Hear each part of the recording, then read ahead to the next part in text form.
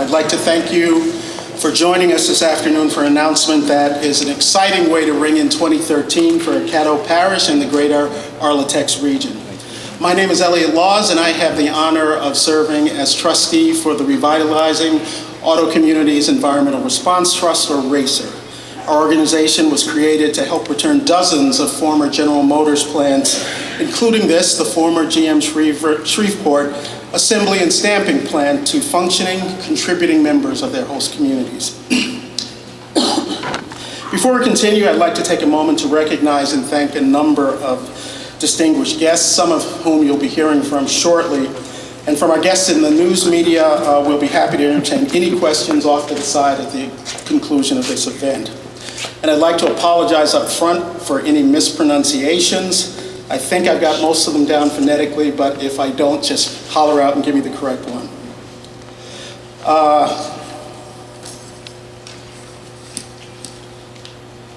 First, from the Louisiana State Legislature, we are joined by State Senator Sherry Smith Buffington and a representative from Senator Barrow Peacock, Mary Ann Van Osdale.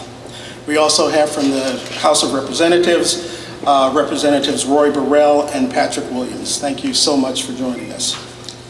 I'm also pleased to welcome Caddo Parish Commission President Mike Tibido, his fellow commissioners, Ken Epperson, Lindora Baker, John Escaday, Mike Williams, Doug Dominic, Lyndon Johnson, Stephanie Lynch, Matthew Lynn, David Cox, Jim Smith, and Joyce Bowman. And Commissioner Bowman, we're very glad that you could join us today. Also out there is Parish Administrator Woody Wilson and his assistant Randy Luck. I want to thank them both for a tremendous amount of work they've done to make today possible.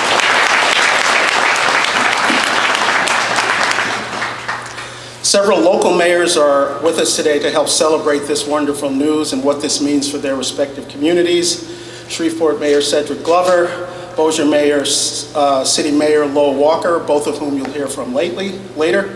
Gillum Mayor Helen Adger, Blanchard Mayor Johnny DiGiolorimo, Oil City Mayor Charles Dickey, Belcher Mayor Jennifer Font, Greenwood Mayor David Hanson, Rodessa Mayor Paul Lockhart, Ida Mayor Clyde Maddox Sr., Mooringsport Mayor Lynn Porter, Vivian Mayor Stephen Taylor, Hoston Mayor Dennis White. Thank you.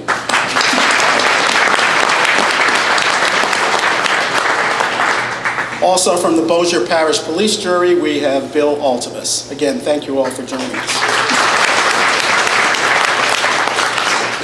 I'd also like to welcome from the Louisiana Economic Development Department, the Senior Director of Business Development, Don Pearson, who is here representing Governor Bobby Jindal.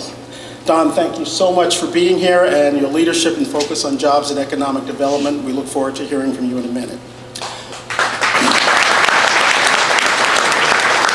Also with me on the stage is Jay Williams, the Director of the U.S. Department of Labor's Office for Recovery and Auto Communities and Workers. He's also serving as Deputy Director for the White House Office of Intergovernmental Affairs and is the former mayor of his hometown, Youngstown, Ohio. Jay?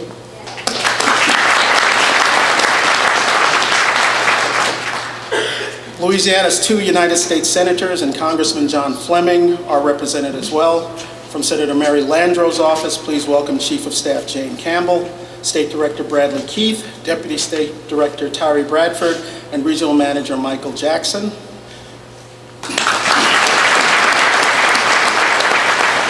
From Senator David Vitter's office, please welcome Community Liaison Leslie Quinn.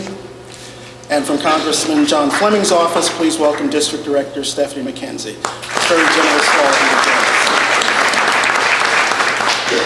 Lastly, I'm privileged to lead a very outstanding team of dedicated professionals at RACER Trust who have been working very hard to make this day happen, some of whom are with us today. Bruce Rasher, who is our redevelopment manager, is here. Patricia Spitzley, our deputy redevelopment manager. Steve Black, our redevelopment transaction manager. Pam Barnett, our cleanup manager for Louisiana, who had the easiest of all our RACER jobs because there's no cleanup to be done here. And Rick Zablocki, our chief tax officer. Thanks, guys. Great job.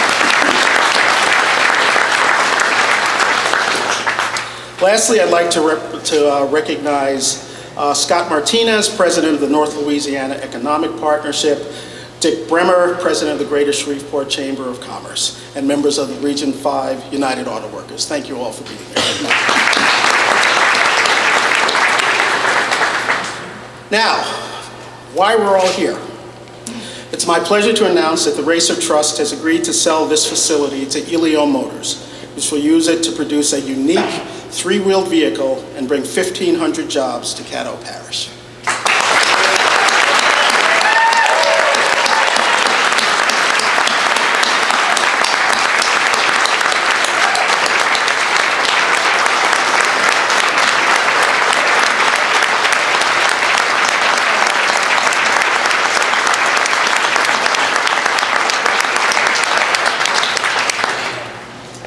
This is a watershed moment for the people of Northwest Louisiana, for Elio Motors, and for the Racer Trust.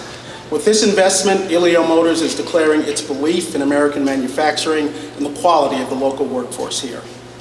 Our mission with the Racer Trust includes helping to bring renewed, locally supported economic vitality to former GM sites in line with the economic development visions of the local community. And we're pleased to have taken this step today towards achieving that goal here at Caddo Parish.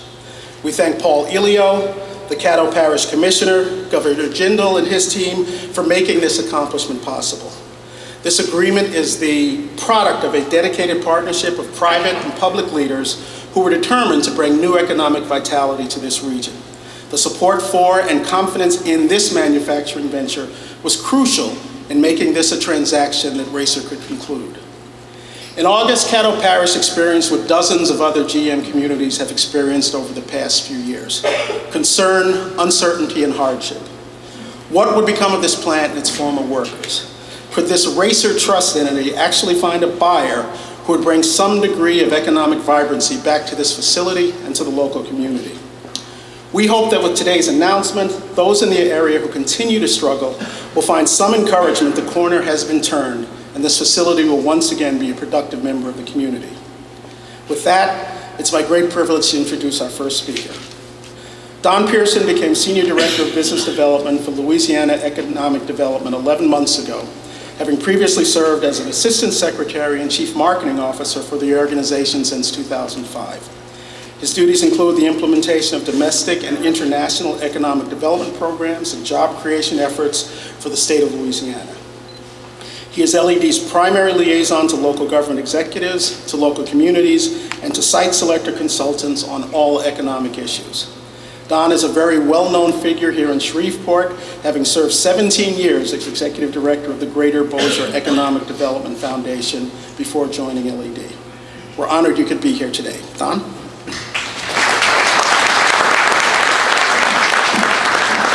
It's always great to be home. And what a great and important day it is. I know it certainly is to Paul Elio behind me. He even brought his mother with him, so thank you for joining us. To Elliot, thank you, the Racer Trust team, and certainly there were a lot of remarks about introduction of public officials a little bit earlier. And I've been in this audience a lot, and you hear those names go by. But please know that all these folks have played a very important role in teamwork that has allowed today's announcement to happen. And it's my distinct pleasure to get to work with each of the various offices, and to all the elected officials. I think you can be very proud of your staff because they do a great job, and on days like today, we get to recognize the fruits of those labors. Before we go much farther, again, Paul, thank you for the hard work and diligence that your team has put all of us through. As a part of the process, we moved forward together, and today we get to stand back and see the launch of a dream, and a very unique dream it is, and you'll learn more about that as the presentation goes on here. And it's a great way to kick off 2013. Sorry your Christmas present's a few days delayed, but it did get here nonetheless. Certainly Elio brings principles that we hold dear in our state, which are creating strong American manufacturing jobs right here in Louisiana. And we know that Elio selected Louisiana because our state provides an outstanding business climate, a highly skilled workforce that you're going to take full advantage of, and a transportation infrastructure that is second to none. All these things have built this community into the strong powerhouse that it is today, and this gives us another chance to continue that legacy. Louisiana Economic Development, the Governor's Office, and the state legislature have made it a top priority to affirm our commitment to supporting Louisiana's manufacturing industry so that no state can offer a more compelling case for new business investment than we can. We were all saddened when General Motors had to cease operations in Louisiana, but the availability of their site and Louisiana's strong business climate have made this site a prime location for development, and Elio Motors recognized this great opportunity. Today's announcement will invigorate the Northwest Louisiana economy, especially for those who possess the necessary skills and know-how for the vehicle manufacturing industry. We'll continue to do everything we can to create the best business climate in America so that companies like Elio can continue to thrive, to grow their operations, and to create quality jobs for the people of Louisiana. Our bottom line is this: by creating top-ranked business climate and by providing an ideal atmosphere for investment, we're building a new Louisiana with new and long-lasting career opportunities. I'm proud to say that since January 2008, the state has secured economic development projects that are resulting in more than 63,000 new jobs and more than $28 billion in new capital investment, plus hundreds of millions of dollars in new sales for Louisiana's small businesses. Our progress as a state is not going unrecognized. And certainly we could highlight that we are number one in a number of areas across the board, but I'm going to yield some of that time to my following speakers. But I do want to stop for just a moment to indicate that Northwest Louisiana, in large part due to this great cooperation of elected officials, is enjoying unprecedented success. In the Northwest region, we've announced 34 major economic development wins that will result in more than 15,000 new jobs and more than $2.3 billion in capital investment since 2008. I recently got to sit with you at Bentler Steel and Tube Manufacturing announcement with their $900 million plant over at the Caddo Bossier Port, and another great group of elected officials that have helped us along the way with that.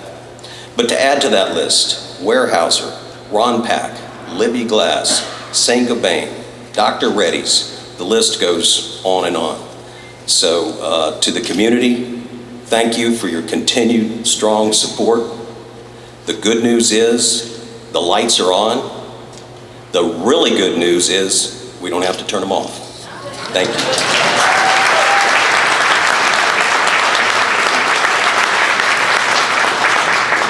Thank you, Don. I have been told that there are a couple of members of the Shreveport City Council with us as well, Jeff Everson and Sam Jenkins. We want to thank you both for coming.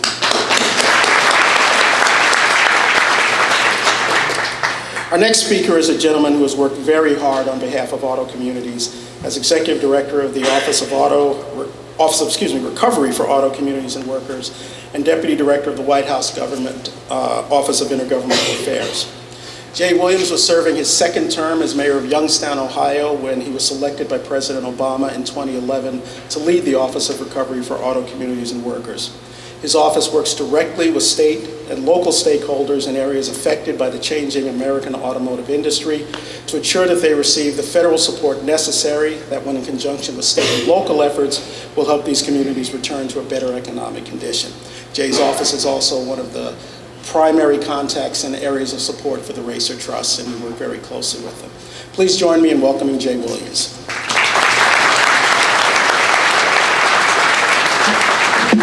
Thank you, Elliot, and good morning or good afternoon. Thank you all for the opportunity to join you here for this magnanimous event. In my capacity as the Executive Director of the Office of Recovery for Auto Communities and Workers, I've had the opportunity to travel across this country to visit dozens of communities that are undergoing economic transformation as a result of the restructuring of the automotive industry. It is a rare occasion when I come across a community that has demonstrated the level of collaboration, cooperation, and determination that I've seen here today in Northwest Louisiana. I can tell you that you are all to be commended because it bears worth repeating. It's worth repeating that it was not that many years ago that the automotive industry in this country was on the brink of collapse. The manufacturing industry in this country had been dying for decades. So to see what is happening here today is a testament to the belief, to the faith, to the determination of the American worker, to those who are investing in this project, who understand that when you put capital at risk, that's what creates jobs. It's a saying that government often has a hand in creating the environment and trying to shape the environment. And that's, as public actors, that's the best we can do, is to help create an environment that ultimately allows those and some of the investors that I met just a few minutes ago, that capital that they put at risk, that capital that they're willing to invest in an idea, and willing to invest in your belief that has allowed us to arrive here today. And that ultimately is what drives job creation in this country. So when the president made the decision to invest in the automotive industry, to restructure it, when he made the decision that manufacturing wasn't dead in the United States of America, I would only imagine that in the back of his mind, he hoped that things like this would come to be. Not because of the things that happen in Washington. Again, we set the environment, we help create and shape the environment, but ultimately the collaboration that happens between public and private sector, the collaboration that happens between labor and management, all that collaboration is what brought us here today. That being the case, I'm excited that we continue to see growth in the manufacturing industry in this country. And it's a direct result of individuals like you and your team. We know that it's not a one-man or one-woman show, but it's that innovation and that drive that has helped us to grow the private sector for 33 consecutive months. We've seen over 5.6 million jobs added in the private sector. Over 500,000 jobs have been added in manufacturing, and over 200,000 of those jobs are in automotive manufacturing. So the fact that you are contributing significantly to that is something not to take for granted. Again, I want to commend and congratulate everyone who has been involved. So in my capacity as Executive Director of the Auto Recovery Office, I've again traveled to dozens of communities, but I also serve as Deputy Director of Intergovernmental Affairs at the White House. And in that capacity, I work with mayors. Being a former mayor, I understand how important it is for mayors to collaborate. And Mayor Glover and I have known each other, and some of the other mayors, I've spoken to you on the phone, and if I haven't, I'm here and I'm glad to see you in person.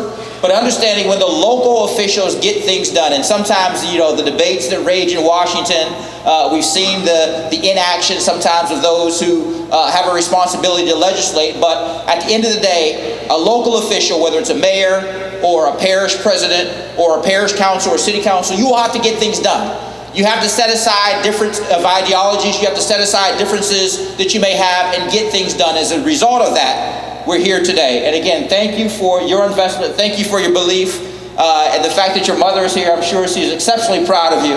Absolutely exceptionally proud. But again, this is a testament to what makes this country great. Ideas, innovation, ingenuity, and yes, it does take investment. And when you put those things together, and you collaborate as you've done here today, the result is something for us to celebrate. So I'm excited about what is happening here today, and I can tell you that if you don't mind, I will certainly use what has happened here today as an example to other similarly situated communities.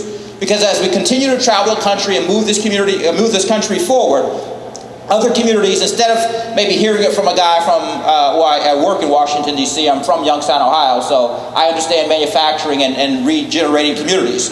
But I'd like to be able to point to here in Shreveport, in Caddo Parish, to say, don't take it from me, take it from folks who are doing it. So as I travel the country, I will hold this up as an example of the level of collaboration that results in success. I know there's lots of work ahead of us, but I'm excited. Congratulations, and thank you for the opportunity to be here with you today.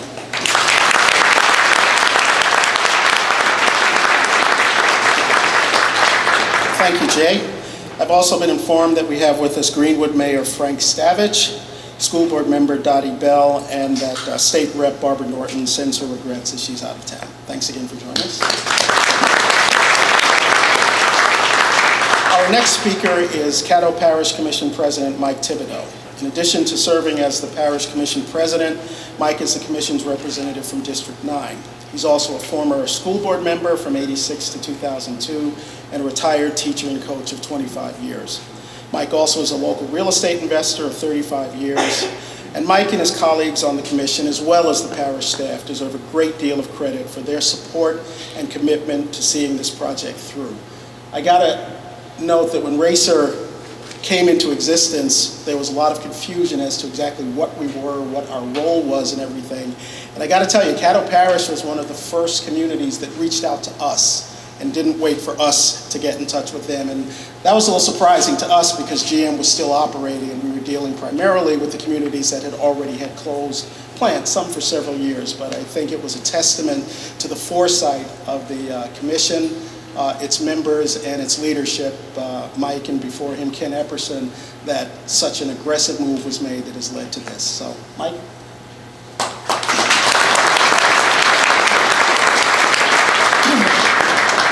Thank you very much, Elliot. And I want to say that, I wasn't really sure what the trust was all about, but as we began to meet members of the trust, two things popped out to me. And I want you to know this, Elliot. Number one, your people are extremely competent. They know what they're doing. But more importantly, or at least as important to me and to our community, was the fact that they are caring. They seem to really care what the citizens of Caddo Parish wanted to happen out here. So for both of that, I'm grateful and wanted you to know that.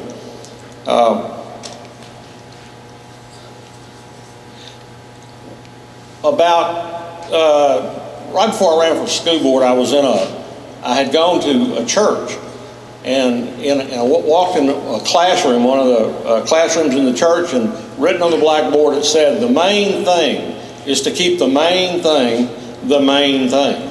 And that's kind of what I've tried to live by, is to keep the main thing the main thing. And I've got to say that when we found out that GM was closing this plant, and I've got to say, Ken Epperson, one of my fellow commissioners, was the guy that really got all this started in terms of looking for someone else to come in here and fill this plant. And he was very focused. And then once we found out about RACER Trust and what they were about, we got involved, and here we are today.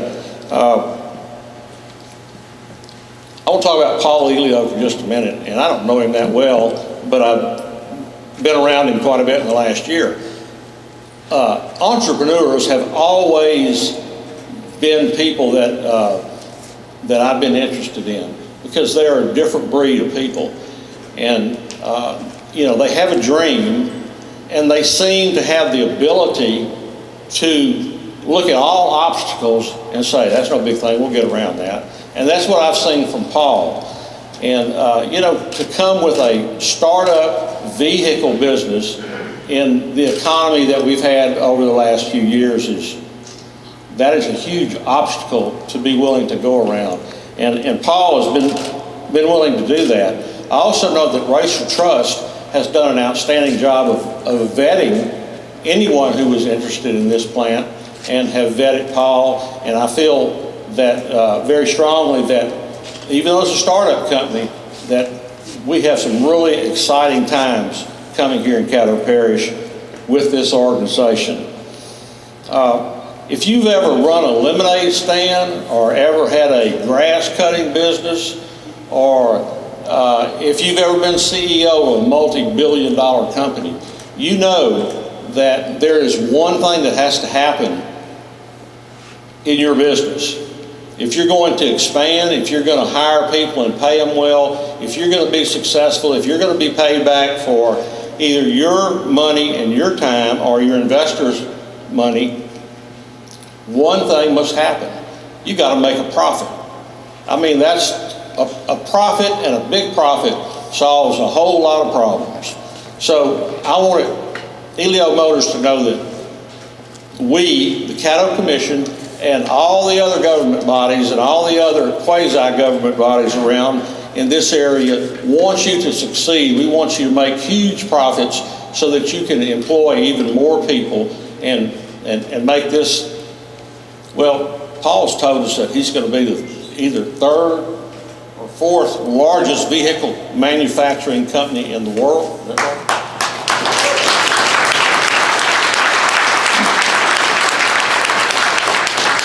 And we want to be sure that we do everything we can to help him do that, which sometimes may mean for us just to get out of the way and let private industry take care and do what they know how to do. So I want Paul to know that we're here to help him make those big profits, because that helps you get around and over a whole lot of obstacles. And finally, about 100 miles to our east, there is a guy named Phil Robertson. If you're a duck hunter, or you might know of him better as the duck commander. Now, if you've ever, he's got a reality show on TV right now. And if you've ever seen him, if he were to walk in here, you would think he was a homeless guy.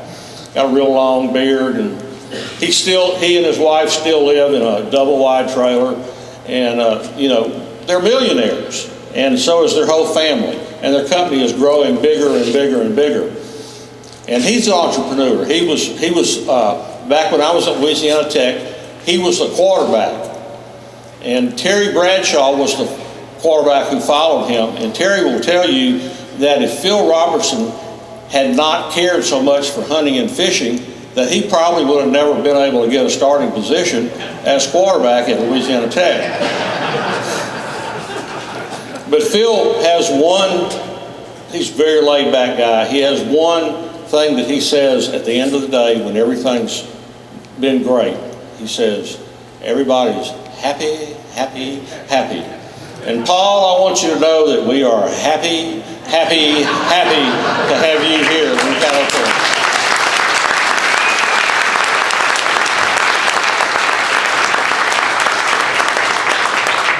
Thank you, Mike, and thank you for the kind words you offered on my staff. I'm sure I'll be hearing it from them repeatedly over the next few months. Our next speaker is Shreveport Mayor Cedric Glover. Mayor Glover, in his second term, is a highly visible speaker and lecturer on the local, state, and national levels. He's frequently asked to appear at events and is a recognized leader in local economic development. We're pleased that he's with us today. Mayor Glover.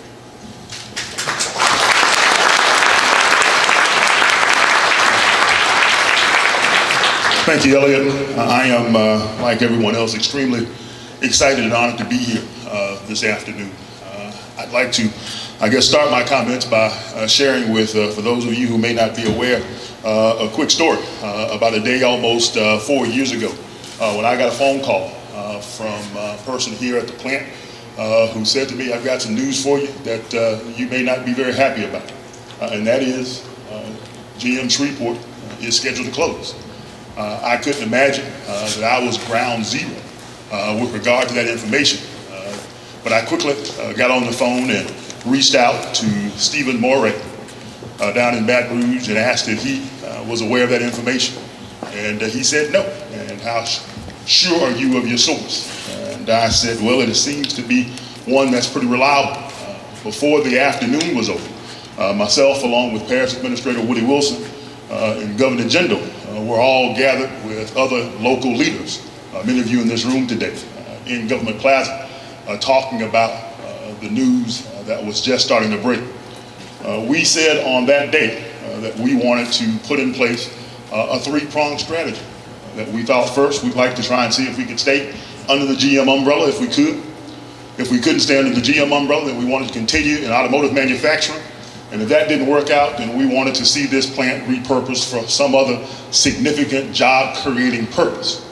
Well, I'm glad to say today that we only got, thanks to Paul Elio and his wonderful mother, and the Race of Trust, we only got to number 2 on that list. But I also think it's important to point out that the reason as to why we got there was because of some very bold leadership that came from some folks, some of whom who are not here today. One's our president, the other's our U.S. Senator, Mary Landrieu. My good friend and former colleague, Cedric Richmond, who's now a congressman, who voted to create the Racer Trust, who did not want to see the U.S. automotive manufacturing industry go under, who stood up and made some hard votes and made some hard decisions, and it cost some of them their jobs. But because of that, we ended up with this situation that represents a perfect combination of a public and private partnership that gives us a chance to be able to see this facility, unlike another one over in the southwest corner of Shreveport that was acquired by private interests, where the only focus is how is it that you get the most amount of dollars out of that situation as opposed to the most and greatest number of jobs. We're here today with a man who's going to ultimately see a significant economic return, but he's also going to create breadwinners for over 1,500 families. And that's going to end up having the kind of significant impact that makes us, as you said, Commissioner, all happy, happy, happy. So thank you, Paul. Great to have you. Thank you, President Barack Obama, and great leaders like Jay Williams, my fellow mayor, who have come on board to help make this possible, and all the other folks who made hard votes up in Washington, D.C. To save the domestic automotive manufacturing industry, to appropriate the dollars necessary in order to see the Racer Trust set up, and then all the local guys who reached out and were smart enough, like Ken and Mike and members of the Shreveport City Council and the local legislative delegation, and ultimately our governor in Baton Rouge, and understand that this is a great deal, a great partnership to keep people working and keep Americans working. Thank you much.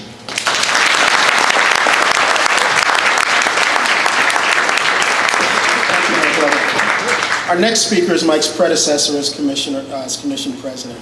Ken Epperson continues to serve on the Parish Commission, and his district includes the space that we're in today. Ken is a 17-year veteran of the Caddo Parish Commission, and he has certainly experienced both the highs and lows that have been experienced here at this facility. He was a tireless advocate for the redevelopment of the site, and we're very glad that he can be with us today to share on this wonderful occasion. Ken?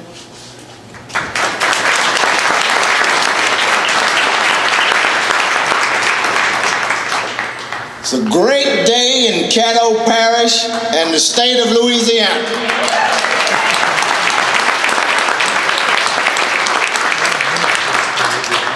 We thank Paul Elio.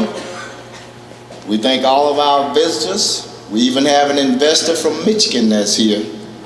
And that's good when the people that put the money up come down. This has been a journey. As my grandmother used to say, she said, you pick your own friends and you make your own enemies. And I am glad that we have picked a friend in Paul Elio.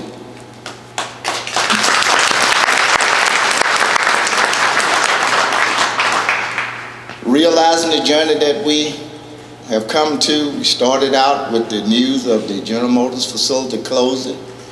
We worked diligently to see what we could do, if any, to keep them open or get another product down that may have kept this plant running. However, we did it, I think, in a dignified manner, whereas